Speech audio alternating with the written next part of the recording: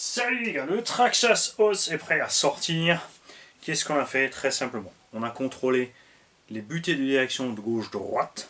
Ce que je vous invite toujours à faire, que vous avez un modèle neuf sorti du carton. Prenez la radio, vous allumez la radio, vous allumez le véhicule, vous braquez à fond à droite. Vous regardez à quel moment les roues arrivent mécaniquement butées. Ça se sent, clac, c'est embuté. Et ensuite, vous voyez si le cerveau continue à forcer. S'il continue à forcer, vous penchez sur la notice, vous regardez comment régler, pas le dual rate, mais la butée, si c'est possible sur radio. Si c'est pas possible sur radio, il faut prendre le dual rate, mais si c'est possible, vous prenez le réglage des fins de course, EPA, End Point Adjustment. Chez Traxxas, c'est facile, traxxas.com, modèle showroom, Traxxas OS, downloads, manuel, et là, tu vas dans le réglage de la radio. Si tu as le module Wi-Fi ou Bluetooth, ça va bien, enfin c'est facile avec le téléphone. Si tu l'as pas, c'est facile aussi, il faut juste bien se prendre le temps, étape par étape, de descendre dans les réglages. Tu vas juste en butée, tu cliques, tu vas à gauche, tu cliques, si tu as commencé par la droite, hein. Si tu commences par la gauche, tu fais l'inverse, pour être sûr que ton cerveau ne force pas sur les fins de course. Tu règles évidemment la suspension comme dans oui, si tu es débutant, essaie d'abord le véhicule. Ne te laisse pas influencer par moi ou personne d'autre qui va te dire faut faire ci, faut faire ça. Tu roules et tu regardes, effectivement, ouais, je pique tout le temps du nez, je tape, j'aime pas ça, tu durcis l'avant. Si t'es pas assez ferme, tu durcis, c'est à toi de trouver tes bons réglages. Il y en a un, tu verras, au début, tu vas avoir tendance, de toute façon, comme dit en Monster, à le mettre trop haut, à le régler trop dur, parce que tu veux qu'il reste posé en haut, tu penses qu'il va passer mieux dans tout terrain. C'est à toi de trouver tes mesures. Moi personnellement là j'ai mis de la 800 CST à l'avant et j'ai sorti sur les points d'ancrage extérieur les amortos.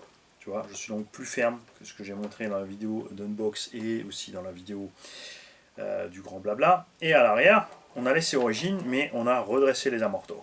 Pareil, on les a mis sur les points extérieurs parce que c'est un tout-terrain dont je vais me servir dans le tout-terrain, dans le gros tout-terrain.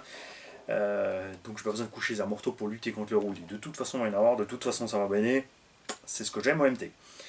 J'ai rajouté pour ma part donc, les protections d'amorto du Rustler 4x4. Tout simplement. Et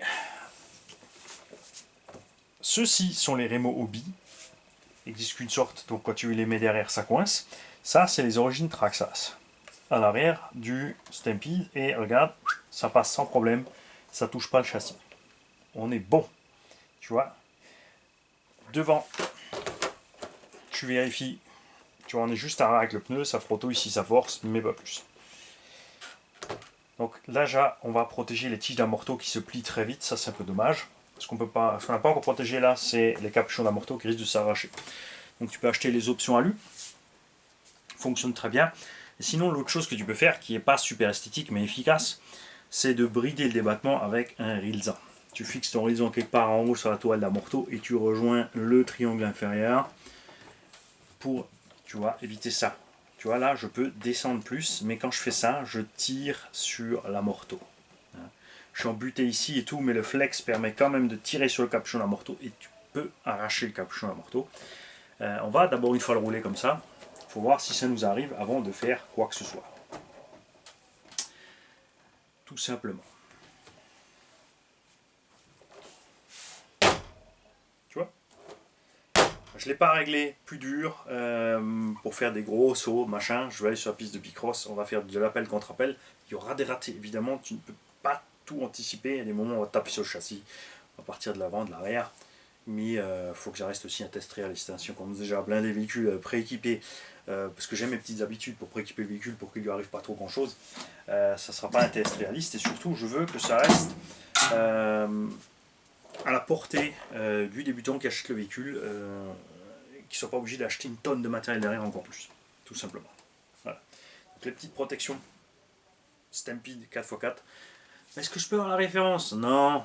Tu vas sur Traxxas, Model Showroom, Stampede, Downloads, PDF ou liste des pièces. Si tu veux pas regarder le PDF, tu trouves les pièces, tu trouves les refs. Pourquoi je fais ça? Pour t'habituer à te servir du système tout simplement. La batterie a été bien chargée. On a les batteries pneumatiques au monde. Les roues sont serrées, mais pas trop, je vous le rappelle, ne serrez pas trop fort les roues parce que les hexagonales en plastique peuvent casser. Et même si tu as des hexagones en alu, si tu serres trop, tu vas péter l'axe qui entraîne l'hexagone. Donc il faut que ça soit serré, mais pas trop. Hein, donc tu arrives au point de serrage, tu mets un petit quart de tour, c'est réglé. Ça c'est pareil, c'est quelque chose que tu dois développer, on ne peut pas te l'expliquer à distance, c'est impossible. Il faut un minimum de feeling en méca, t'as pas le choix. Ce qu'il ne faut pas faire, c'est commencer à enlever tous les jeux avec des rondelles de calage et des machins. Non, laisse comme c'est, ça fonctionne très bien, te complique pas la vie. Comme dit pour l'instant aussi, on va laisser les diffs comme ils sont, même si je sais très bien que... Bon, ils ont déjà fait plus dur devant que derrière, c'est déjà cool. Mais je sais pas si c'est assez dur là. On verra ça à l'utilisation. J'ai oublié autre chose? Non. Si. Alors, très important aussi, quand tu mets en route, tu t'assures toujours qu'aucun câble ne peut se balader dans la transmission ni rien, que rien ne soit coincé. Poser ta batterie comme il faut dedans, bien verrouiller. Prends-toi le temps de le faire, sois pas pressé. Sinon tu vas faire comme Mani sur la vidéo du Traxxas Max qui arrive sur le bitume, et puis vous avez déjà vu, qui est le parfait mauvais exemple de j'ai fait trop vite pour mettre la batterie, elle est allée se promener. Dans notre cas ça s'est bien terminé, mais bon, le danger est minime quand la batterie est éjectée pour les gens autour, le pilote ou n'importe où la machine, mais tu peux endommager la batterie de façon irrémédiable. Déjà, tu n'as plus de garantie si elle est amochée, ça c'est sûr. Et en plus, si tu crées une fuite sur une des cellules, si tu entames l'aluminium qui protège l'enveloppe de la cellule, en fait, ton lithium est à l'air libre, il se dégrade. Donc tu as une cellule qui va perdre du courant tout simplement. Elle va se décharger plus vite, elle va être plus vite aussi nouveau au taquet à 420 sans être chargée à fond. Et évidemment, ça va influer sur les performances du véhicule et surtout elle va rapidement se dégrader, est un risque qu'elle gonfle, qu'elle chauffe, et qu'elle endommage finalement tout le reste. Voilà. Et ce qui est bien sur Traxxas aussi, c'est que dans la plupart des cas, tu n'es pas obligé de régler tes trains. Ça arrive pré-réglé, et normalement ça colle. Direction gauche-droite aussi, à fond à gauche, à droite, normalement ça va bien. Un petit coup de trim, généralement ça il faut toujours un petit peu de toute façon. Et ça s'arrête là. Les mecs, en piste.